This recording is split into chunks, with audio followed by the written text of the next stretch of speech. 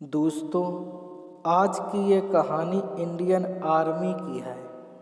वो Indian army जिसे लोग कहते हैं कि ये हिंदुस्तान की सेना है जनाब, सबसे तेज, सबसे घातक। चलिए दोस्तों, कहानी शुरू करते हैं। ये जो आप तस्वीर देख रहे हो, ये फोटो इस आतंकी ने श्रीनगर में घंटा घर के सामने ली है।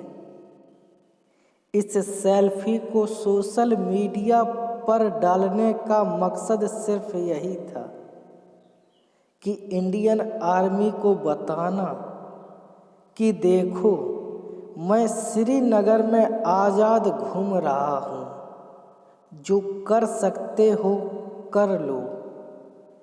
इसने अपनी ये सेल्फी 22 नवंबर 2018 को सोशल मीडिया पर डाली थी और 25 नवंबर 2018 को इंडियन आर्मी ने इसे ढूंढकर मार गिराया।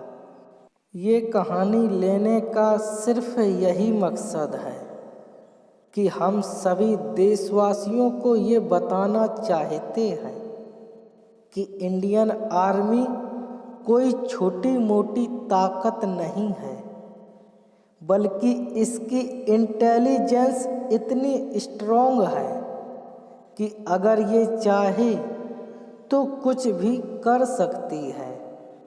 हमने ये कहानी इसलिए भी ली है क्योंकि पिछले कुछ दिनों से इस देश के नेता व कई आम जन इंडियन आर्मी की ताकत मापने में लगे हैं। उन लोगों के लिए ये है हमारा जवाब। जब बात देश की और देशवासियों की सुरक्षा पर आती है तो इंडियन आर्मी कोई कसर नहीं छोड़ती है, फिर चाहे कोई भी नेता कुछ भी कहे।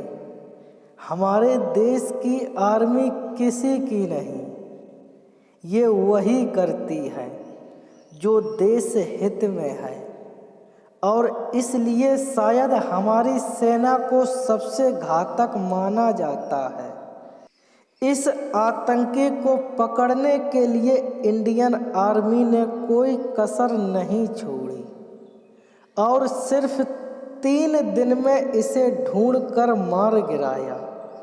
सिर्फ यही नहीं, बल्कि इसके साथ 5 और आतंकियों को मार गिराया, जो कि कश्मीर में आतंक फैलाने की प्लानिंग कर रहे थे।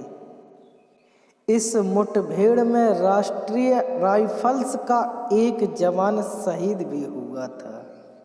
आपको एक बात और बता दूं कि इंडियन आर्मी अपने नेताओं से, मीडिया से और यहाँ तक कि अपने देशवासियों से किसी तरह की मदद की उम्मीद नहीं करती, लेकिन हमारा ये फर्ज बनता है कि कम से कम हम अपने सेना के जवानों की निंदा तो ना करें।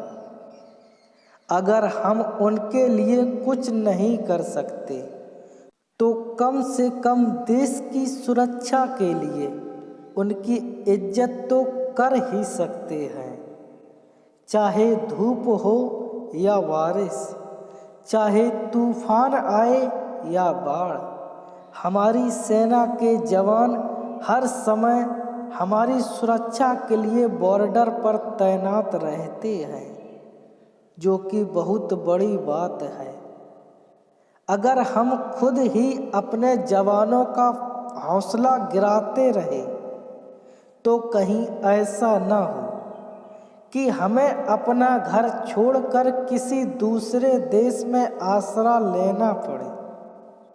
अगर देश में सुख और शांति बनाए रखना है तो देश हित के बारे में पहले सोचना पड़ेगा। देश का हित मतलब अपना हित। दोस्तों, आपको यह रियल आर्मी स्टोरी कैसी लगी हमें ज़रूर बताएं। और इंडियन आर्मी के लिए कमेंट में जय हिंद जय भारत जरूर लिखें। फिर मिलेंगे ऐसी ही अगली कहानी के साथ। धन्यवाद।